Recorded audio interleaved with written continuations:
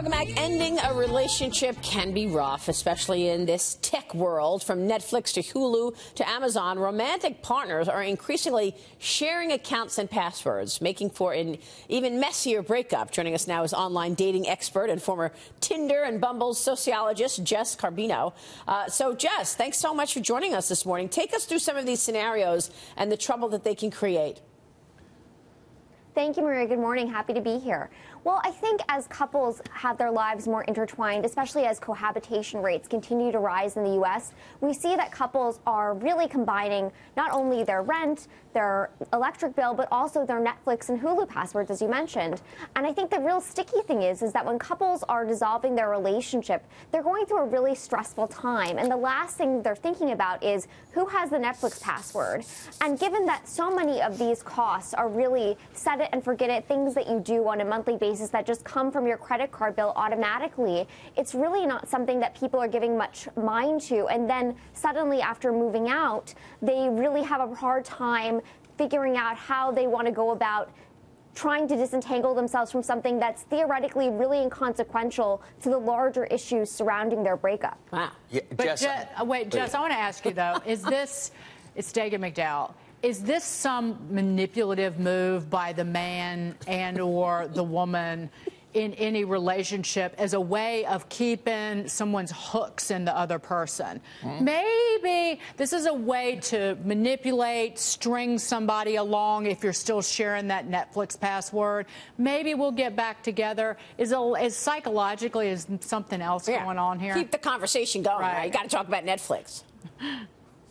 Well, I agree with you. When people talk about uncoupling, and I know that everyone talked about Gwyneth Paltrow and this term unconscious uncoupling that she had years ago, and everyone thought she was crazy about it. But frankly, it's a term that's gone on for a long time within the sociological community. And people, when they are breaking up, have to really form separate identities. And I do think that maintaining a $10 connection to somebody, frankly, is a way for them to really hang on and not form a separate identity. I think for people who are really trying to disentangle themselves in a healthy manner, that they really should cut themselves off, because that's a couple trips to Starbucks every month. And for that, you really should be really trying to divide and conquer in terms of your own assets. Again, like you try and date. Kevin, you're married now. You try and date and like he can share an account. Yes. You're on a dude's on a date, brings the chick over. Let's binge watch. I don't know. Orange is the New Black. Yes. And you pull it up, and your date sees, "Welcome back, Marlene."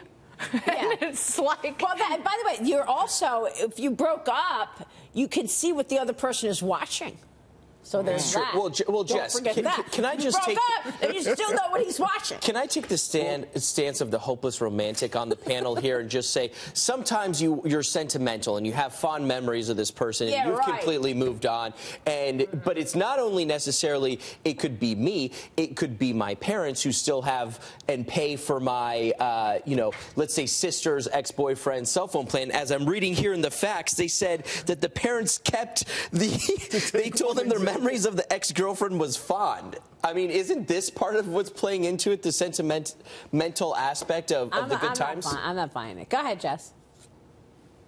Well, I think the sentimentality is obviously part of it, but I think that with something like Netflix, for example, or a phone bill, which is even more personal, you are able to monitor the other person's behavior. With Netflix, you're able to know whether or not they're watching television on a regular basis rather than going out. Right. If you have access to their phone information, you know with whom they're in contact. That's what I'm saying. Really you're keeping that tabs on them after you... That's exactly what I meant. Yeah, I think it also can be difficult for people to come to grips with how much they still love Netflix. Jess, thank you. Jess Carbino.